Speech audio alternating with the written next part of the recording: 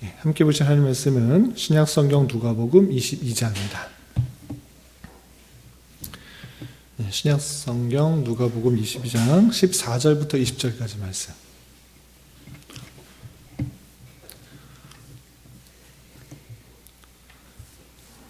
누가복음 22장 14절부터 20절까지 말씀. 신약성경 134면 전후를 보시면 되겠습니다.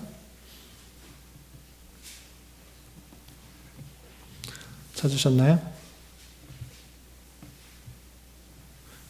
함께 봉독하겠습니다.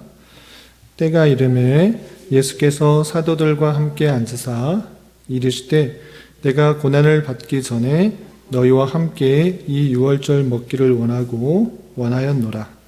내가 너희에게 이르노니 이 유월절이 하나님의 나라에서 이르기까지 다시 먹지 아니하리라 하시고 이에 잔을 받으사 감사기도 하시고 이르시되 이것을 갖다가 너희끼리 나누라.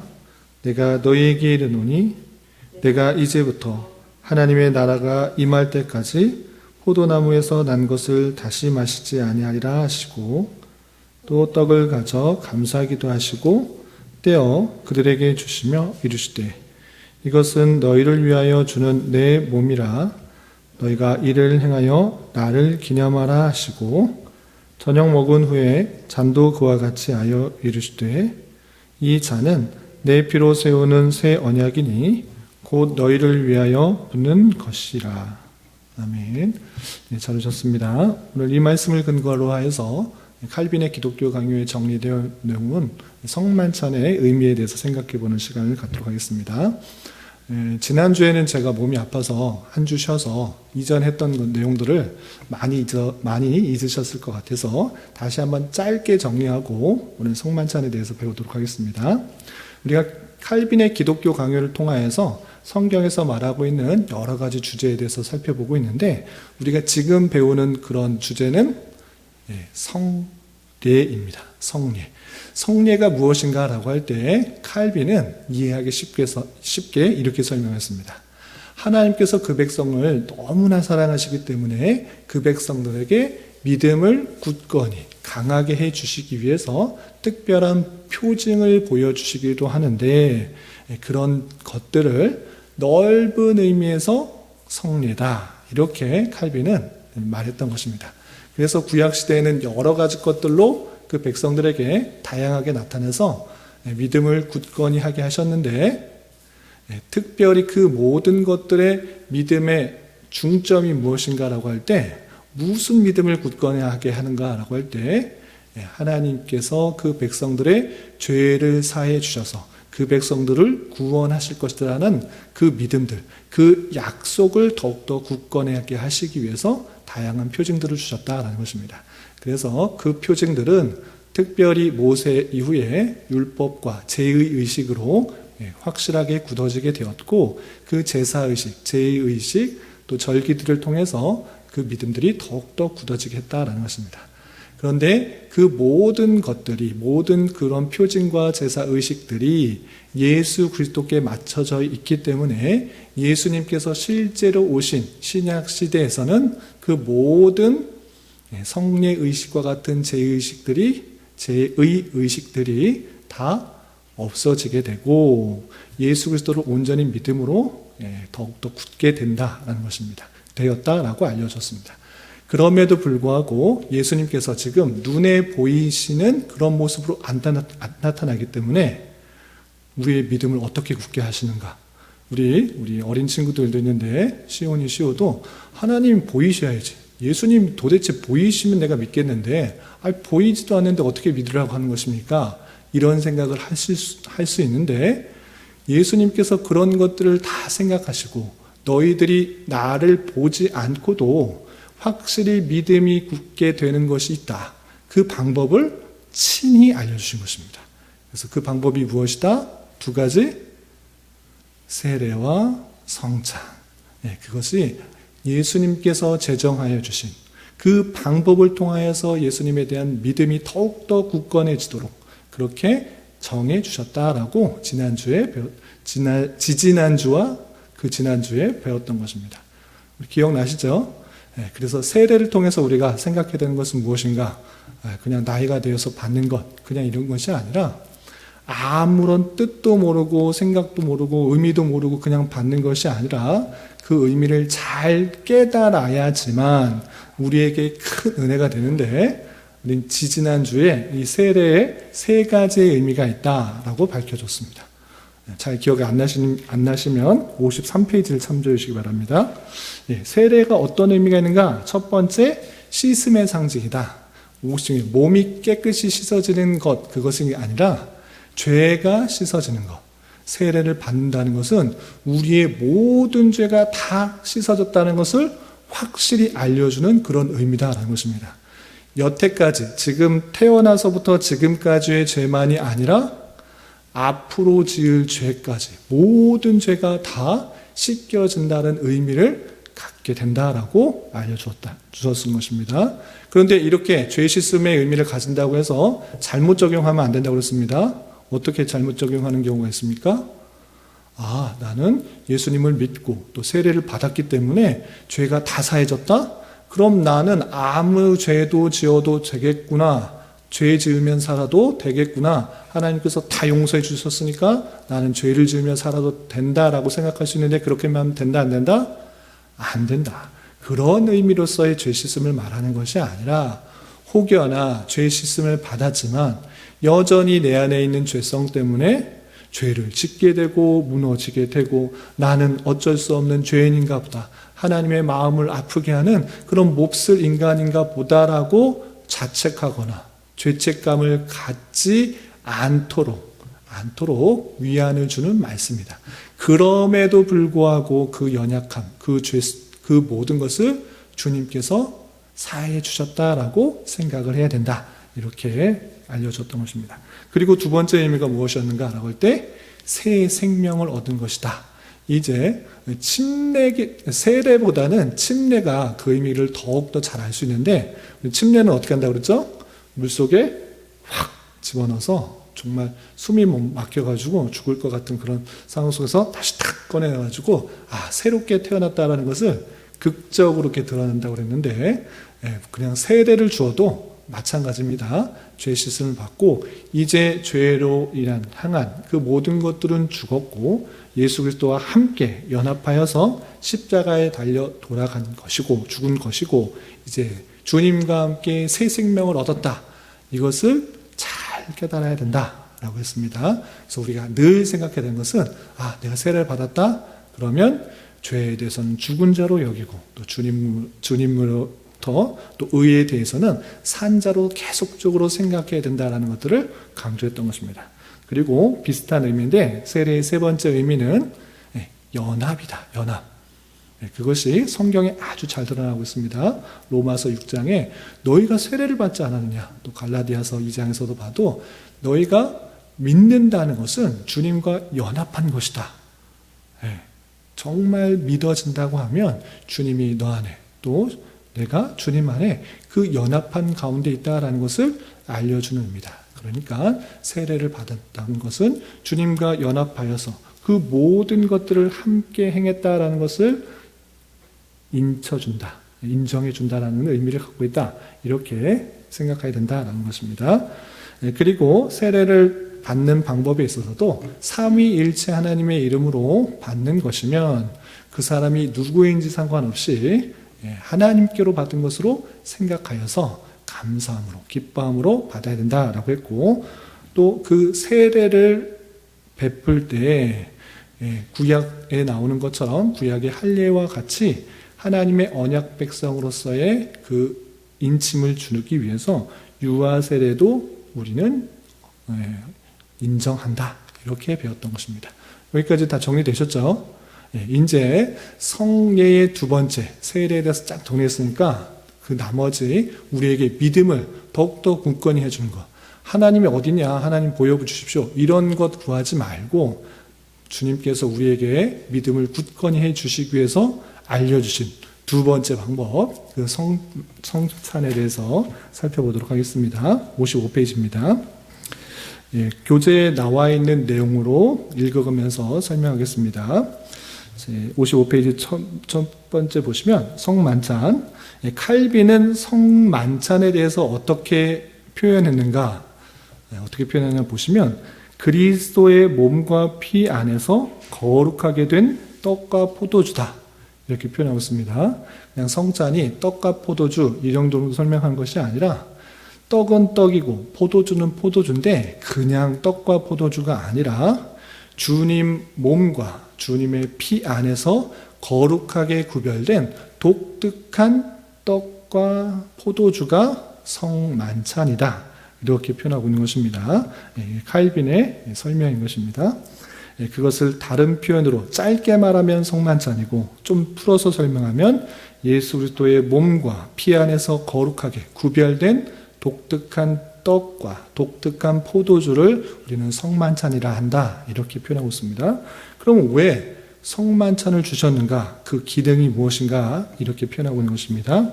2번 보시면 그리스도의 몸을 우리에게 나타내는 것 아니라 그 몸이 참 양식이며 그의 피는 음료임을 증거하는 약속을 인치고 확증한 것이다. 되겠습니다. 좀 긴데 이것도 좀 끊어서 설명하면 첫 번째, 그리스도의 몸을 우리에게 나타내는 것이다 라고 표현하고 있습니다. 우리 주님 볼 수 있습니까? 지금 볼 수 있습니까? 없습니다. 그럼에도 불구하고 내가 너희들을 위해서 이 땅에 왔고 또 너희들을 위해서 십자가에 달려 돌아가셨다, 죽었다라는 것을 보여주시기 위한 것이다. 주님께서 매번 그냥 오셔가지고 몸이 찢기시고 살이 돌아가신 것을 보이는 것이 아니라 성찬을 통해서 내가 있다라는 것을 알려주시는 것이다. 이렇게 표현하고 있는 것입니다. 아시겠죠? 그러므로 우리는 성찬 때마다 정말 주님께서 우리를 위해서 나타나셨다라는 그 마음을 품어야 된다는 것입니다. 그리고 거기서 그치지 않고 그의 몸이 참 양식이고 그의 피가 음료다. 이것은 그냥 칼빈이 하는 말이 아니라 주님께서 그 제자들에게 그리고 오고 오는 주님의 백성들에게 친히 알려주신 말씀인 것입니다. 우리는 밥을 먹어야, 고기를 먹어야, 빵을 먹어야, 또 회를 먹어야, 좋아하는 불고기를 먹어야 잘 먹었다 이렇게 생각하는 경향이 있는데 그거 참된 양식 아니다. 그것이 참된 양식이 아니라 내 몸이 참된 양식이다. 나를 통하여 먹은 것이 너에게 참된 양식이 된다는 것을 알려주는 것입니다. 그래서 떡을 주면서 이것이 너희의 참된 양식이고 또 잔을 주면서 너희에게 이게 참된 음료다라고 말씀해 주신 것입니다. 그래서 우리가 그 떡을 먹어야지만 참으로 살 수가 있고 주님의 그 피를 먹어야 참된 소화가 되고 참된 힘을 얻을 수 있다는 것을 생각해야 된다. 그것을 먹으면서 내가 고기를 먹어야지 또는 빵을 먹어야지 무엇을 먹어야지 잘 먹었다 이런 생각하는 것이 아니라 주님을 먹어야지 주님의 말씀을 먹고 주님의 몸을 먹어야 내 양식이 내 참된 양식이 된다는 것을 깨닫게 해주시기 위해서 그렇게 하는 것이다 이렇게 표현하고 있는 것입니다. 그래서 그 양식과 음료를 먹고 마심으로 우리는 영생에 이르게 된다 이렇게 표현하고 있습니다. 우리가 영원히 살 수 있는 것은 불로초를 먹어서도 아니고 좋은 영양제를 먹어서도 아니고 갖가지 그냥 여러 가지 알약과 좋은 한약을 달여서 계속 먹어야지 영생하는 것이 아니고 참된 영생은 주님으로부터의 참된 몸과 피의 그 표현인 잔과 포도주를 먹음으로 참된 영생, 주님과의 참된 교제 가운데 영원히 사는 그것에 이르게 된다는 것을 표현해 주고 있는 것입니다. 그렇기 때문에 이러한 성례는 우리를 그리스도의 십자가로 인도해 가는 것이고 그리스도께서 고통당하셨던 모든 일을 우리에게 확신시켜 주는 것입니다.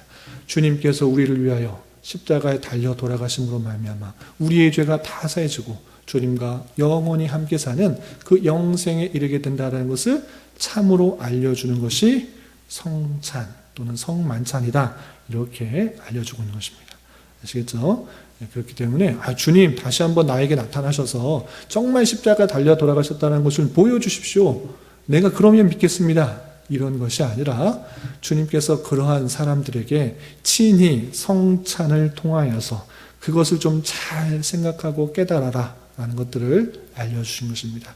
십자가에 달리신 그 놀라운 대속의 사랑을 깨닫게 해주시기 위해서 성찬을 제정해 주셨다, 이렇게 생각하시면 되겠습니다.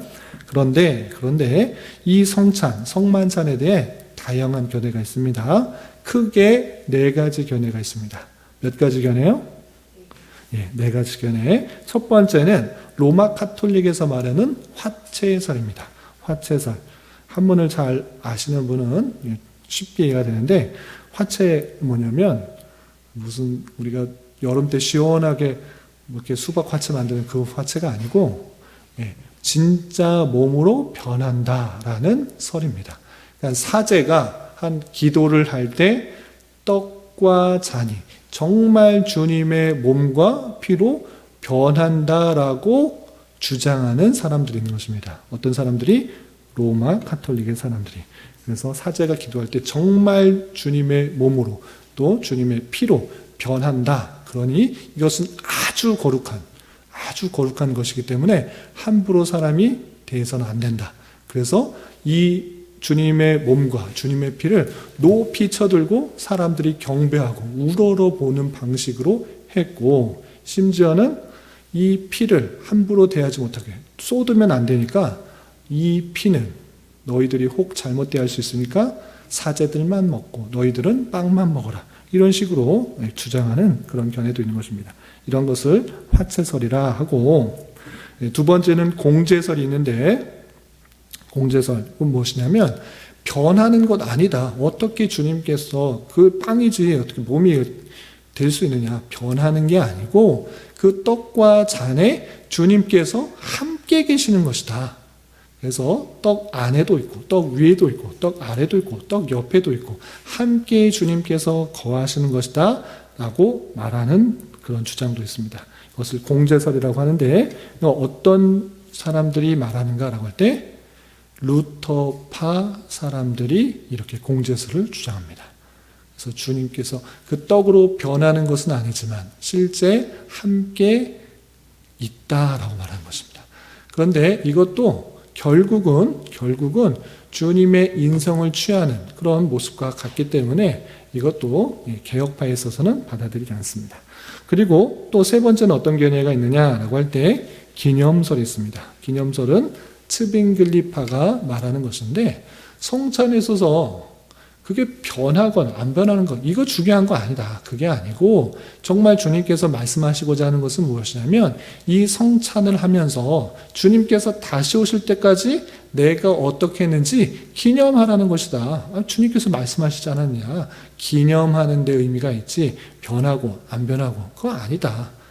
그런 게 아니고 기념하는 의미가 있다라고 강조하는 사람이 있었습니다. 이 사람 이런 파를 츠빙글리파라고 하는데, 그럼 우리의 입장은 어떻게 하느냐? 개혁파 신앙을 갖고 있는 사람은 영적 임재설이라고 하는 것입니다. 영적 임재설.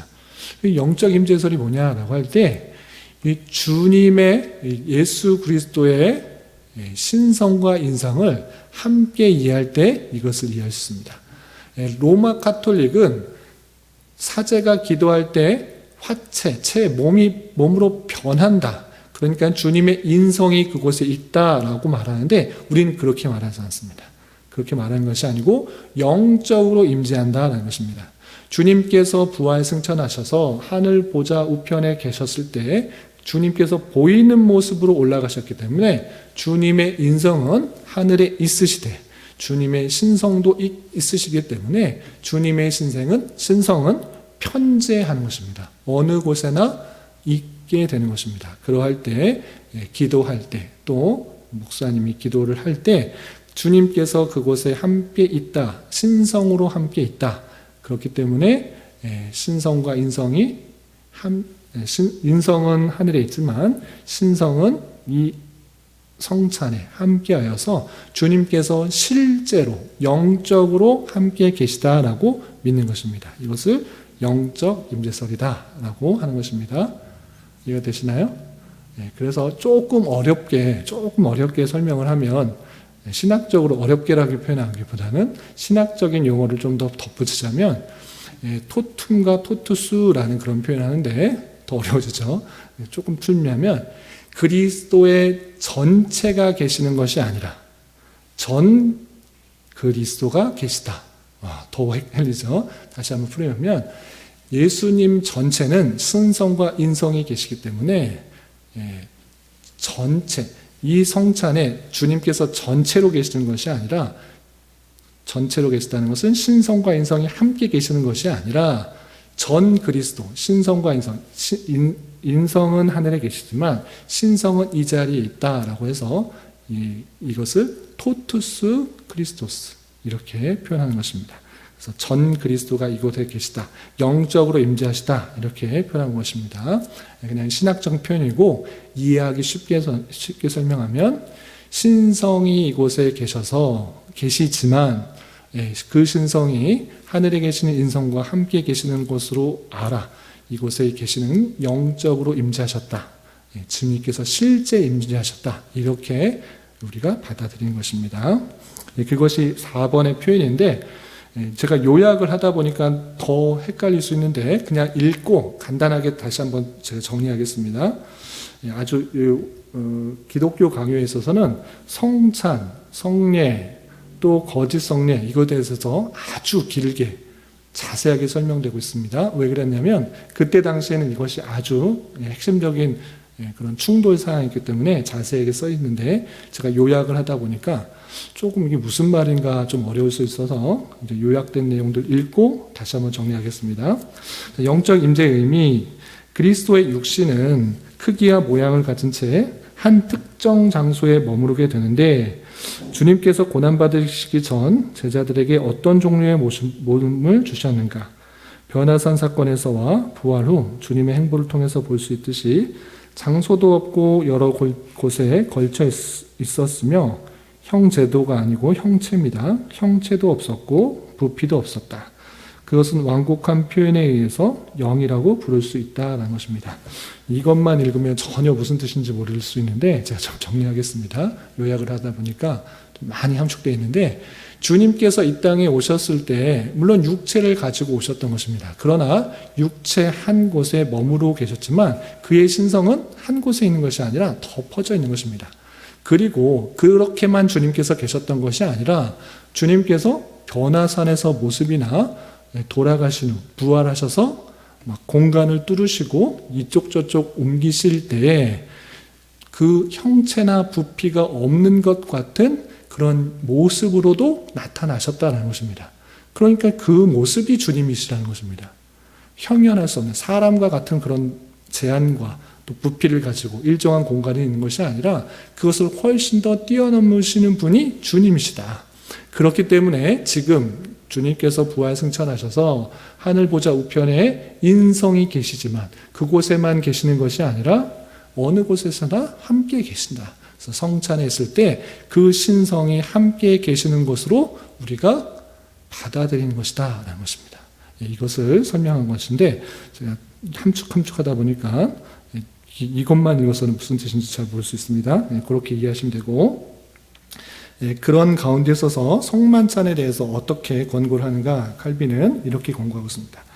주님께서 이 성례를 통해 그의 풍성한 은혜를 우리에게 상기시키고 우리가 그것을 인정하게 하시며 적절한 찬양과 함께 그것을 선포하고 감사함으로 그것을 전파하라고 권고하신다. 성만찬, 이런 중요한 의미가 있으니까 계속적으로 실행하라. 찬송과 함께 선포하고 또 감사함으로 이것을 계속적으로 전파하도록 계속적으로 시행하라고 하셨다.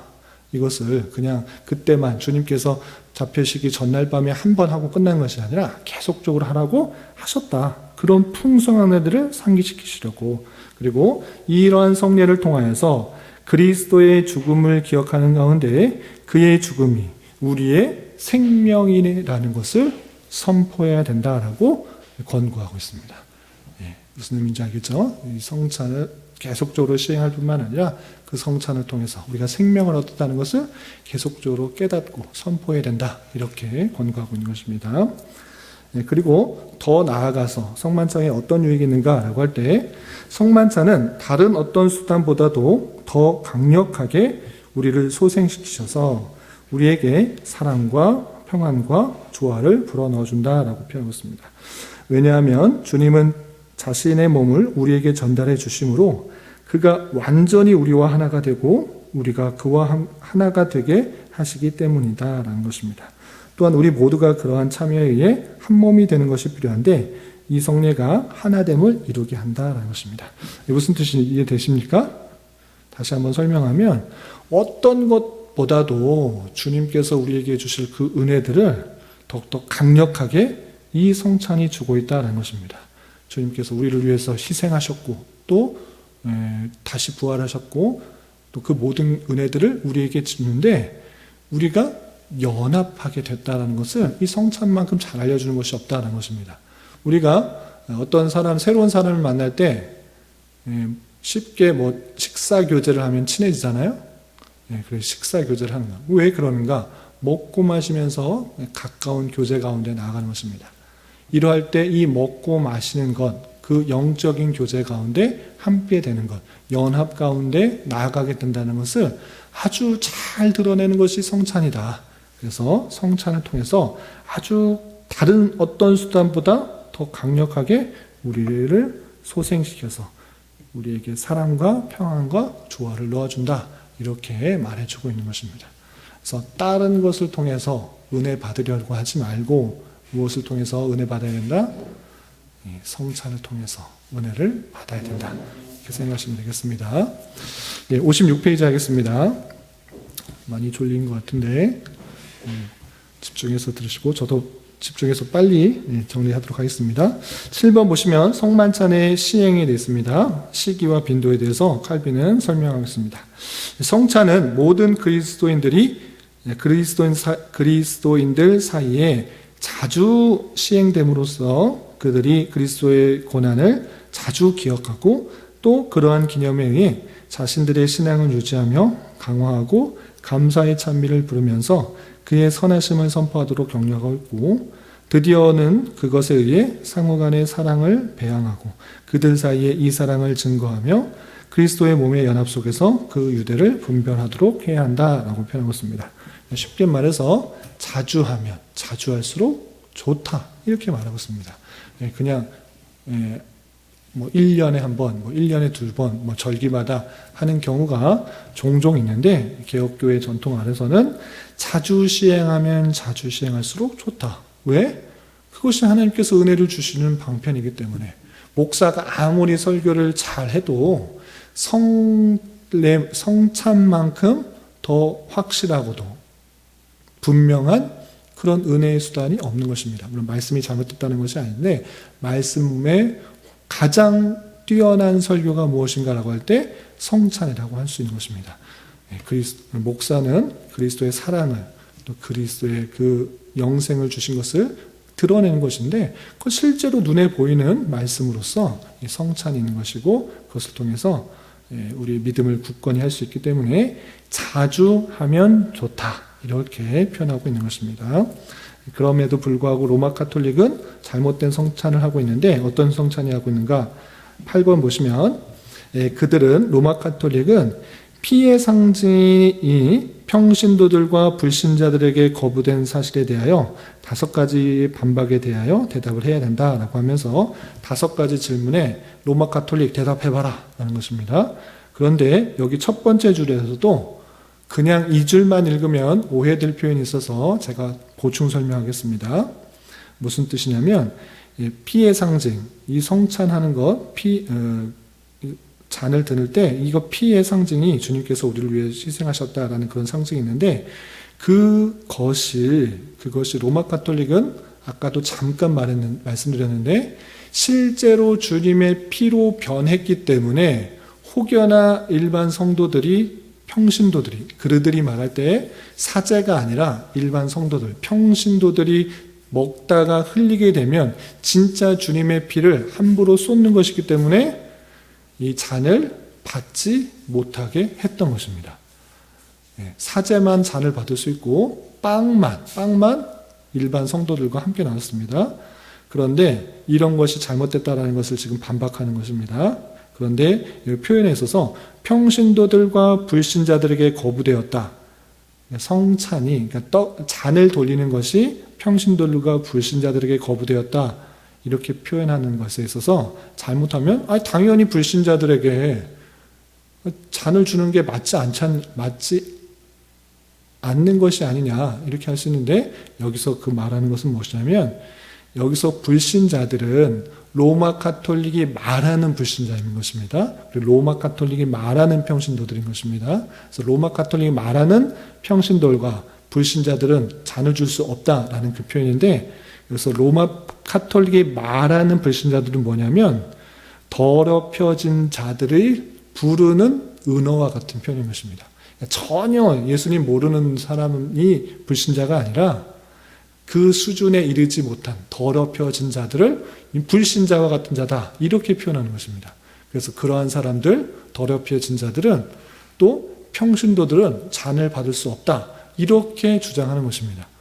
성경에 그런 표현이 없음에도 불구하고 평신도들 잔 받을 수 없다, 불신자들, 그러니까 그들이 말할 때 더럽혀진 자들은 받을 수 없다 이렇게 말하는 것은 잘못된 것이다 이렇게 말하는 것입니다. 5가지 근거를 들어서 잘못하고 있는데 거의 비슷한 내용이기 때문에 쭉 한번 읽어보겠습니다.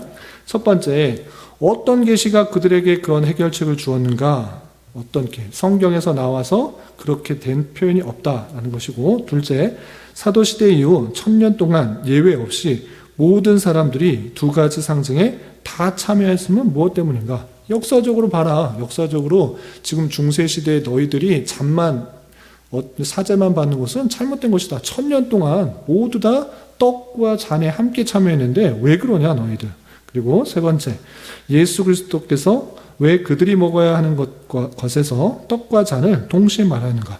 우리가 처음 시작할 때 주님께서 떡도 나누시고 잔도 나누셨는데 왜 너희들은 잔은 못 나누게 하는가? 주님께서 하신 것을 왜 너희는 막는가? 이렇게 말하는 것이고요. 또 넷째, 만일 오직 희생자사를 드리는 자들만이 성찬에 참여할 자격이 있다고 생각하셨다면 누가 감히 이방인들을 불러서 그것에 참여하게 할 수 있겠느냐? 희생제사를 드리는 사람만 떡과 잔을 할 수 있다. 그렇게 된다고 말하면 어떻게 주님께서 이 세상에 나가서 모든 사람에게 세례를 주고 또 내가 올 때까지 이것을 계속적으로 지념하라고 그렇게 말할 수 있느냐?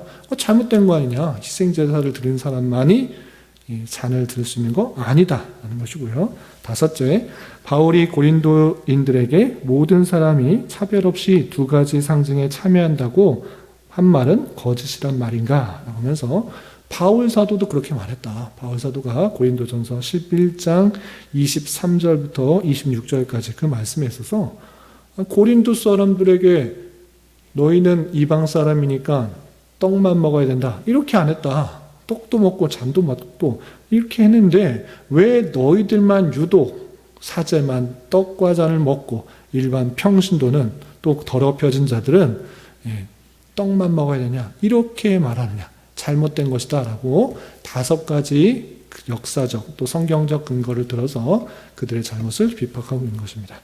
뿐만 아니라 로마 카톨릭에 행하고 있는 미사라는 그 의식을 이렇게 5가지 근거로 오류를 지적하고 있습니다. 보시면 매일 희생제물을 드리는 제사로서 미사를 드림으로 다음의 것들에 오류가 있다 했습니다. 미리 알아야 될 것은, 먼저 알아야 될 것은 로마 카톨릭은 매번의 그 모임을 미사라고 하는데 이 미사라는 그 의미에 있어서는 제사가 포함되어 있습니다. 제사, 희생제사. 그러니까 주님께서 성찬을 매번 시작하는데 성찬을 하는 것을 주님께서 또 한 번의 제사를, 희생을 통해서 제사를 드리는 것이다. 구약시대 봐라. 제사장이 양과 소와 염소와 비둘기를 잡아서 제사를 드림으로 죄가 씻어지는 거 아니냐? 마찬가지로 신약시대에도 주님께서 성찬을 하실 때 주님의 몸이 찢기시고 또 피를 흘림으로 제사를 드리는 것이다 라는 그런 주장을 계속하고 있는 것입니다. 그렇기 때문에 이 제사로서의 미사는 다음과 같은 오류가 있다라고 지적하는 것입니다. 첫 번째, 그리스도는 아버지에 의해 대제사장으로서 성별된 것은 영구적인 것임에도 불구하고 그의 영원한 제사장직권을 빼앗고 있다는 것입니다. 그리스도께서 단 한 번의 그 희생제사로 모든 제사를 폐하셨음에도 불구하고, 그리고 영원한 대제사장의 예표를 완성시켰음에도 불구하고 사제가 또는 교황이 나타나서 자기가 마치 또 다른 대제사장이 된 것처럼 제사의 의식을 행하고 있는 그 모습, 예수 그리스도의 제사장직을 빼앗는 것이다. 도저히 용납할 수 없다는 것이고요. 둘째, 그리스도께서 십자가상에서 희생제물로 자신을 주셔서 우리를 거룩하게 하고 영원한 구속을 이루고자 하셨지만 그들은 미사를 통하여 십자가와 고난을 매장하여 억눌러 버린다는 것입니다. 십자가에서 그 모든 그 제사 제도를 다 완성하셨는데 또다시 제사를 드리는 것은 주님의 십자가, 그 고난, 그것을 완전히 깡그리 무시하는 것이다 라고 표현하고 있고요. 셋째, 그의 유언에 의해 우리에게 사죄와 영원한 의를 주셨던 것을 박탈하고 있다.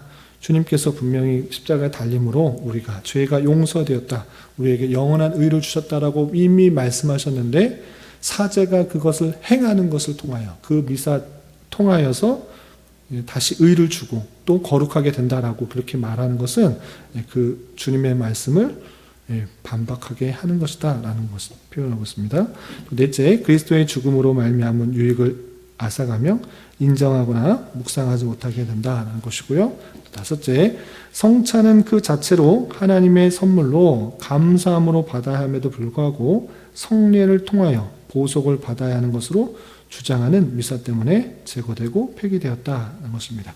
성찬 자체가 하나님께서 그 보여준 것을 그 자체로 선물로서 받아야 되는데 이것을 보속의 개념으로 표현하고 있다는 것입니다. 보속이 뭐냐면 너희들이 구원을 받으려면 반드시 이것이 필요한 것으로 생각하는 것입니다.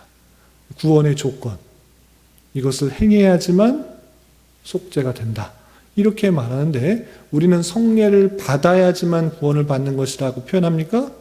아닙니다. 믿음으로 구원을 받는 것이고, 계속적으로 표현하듯이 우리의 믿음을 더욱더 굳건히 하기 위해서 정말 그런 것이 매일매일 삶에서 기억되도록, 그것을 행하지 않아도 구원받는 데는 전혀 상관이 없지만 그것을 계속적으로 기억하고 우리가 받은 은혜와 영생을 생각하도록 그렇게 시행하도록 하는 것이지 보속의 의미로 그렇게 생각하면 안 된다라는 것입니다. 그래서 로마 가톨릭의 잘못된 희생제사와 그 미사와 성찬의 관념들을 지적하고 있고요.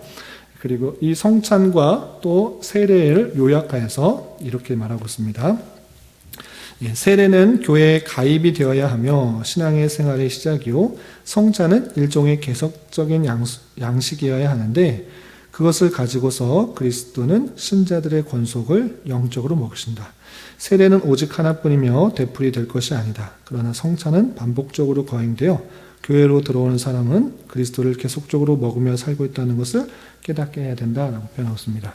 세례는 한 번만, 세례 받으면 더 의미가 있으니까 죄 씻음 받고 또 새 생명을 얻었고 주님과 연합되는 것을 계속 기억하면 좋으니까 매주 세례를 주십시오 라고 하는 것이 아니다. 교회에 가입됐다라는 그런 의미이기 때문에 한 번만 받으면 되고 그 믿음을 더욱더 굳건히 해서 영산 가운데 살기 위해서는 이 성찬을 자주 시행함으로 믿음이 굳건하게 되고 또 주님과 영원한 교제 가운데 있다는 것을 깨닫게 할 수 있는 것이다 라고 표현하는 것입니다. 그리고 성례 집행을 보시면 적절한 성례 집행 방법에 대해서 예를 들어서 이렇게 표현하고 있습니다. 공중기도와 설교와 성찬 제정 관한 말씀을 반복하는 것과 성찬을 통해 주어진 약속들을 암송하고 또 성찬으로부터 제외된 자의 제외와 또 시편 노래, 분병, 분잔, 신앙 고백, 사랑과 행에 대한 권면, 감사, 찬미, 이런 방식으로 성례를 하는 것이 좋겠다라고 예를 들어주고 있습니다.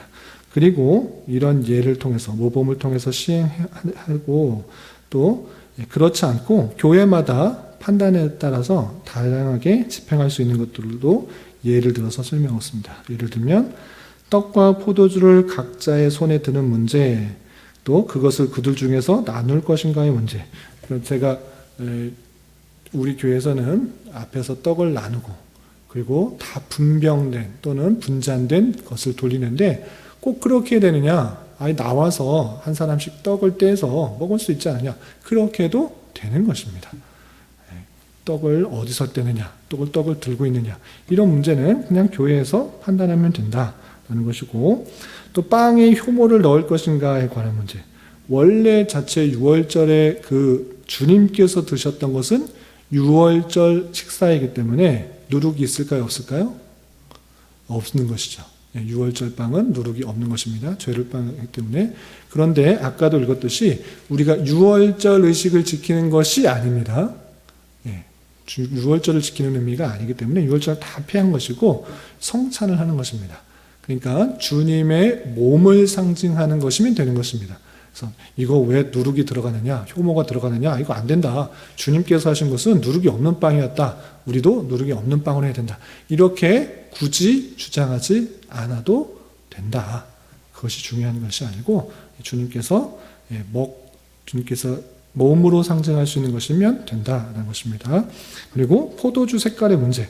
꼭 빨가야 되느냐, 보라색이어야 되느냐, 아니 백포도주면 안 되냐, 이런 것도 그냥 형식에 따라서 다양하게 할 수 있으나 피를 상징하는 것이기 때문에 백색이나 이런 것보다는 붉은색을 뜻하는 것이 훨씬 더 그 의미를 잘 드러낼 수 있기 때문에 그렇게 하면 된다는 것입니다.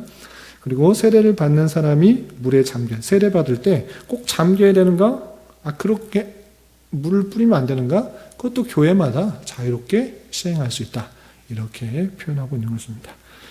여기까지가 성만찬과 또 성례의 시행에 대한 그런 일반적인 사항에 대해서 요약했는데 시간이 많이 지나서 빨리 잠깐 모여서 복습하고 정리하도록 하겠습니다. 기도하겠습니다.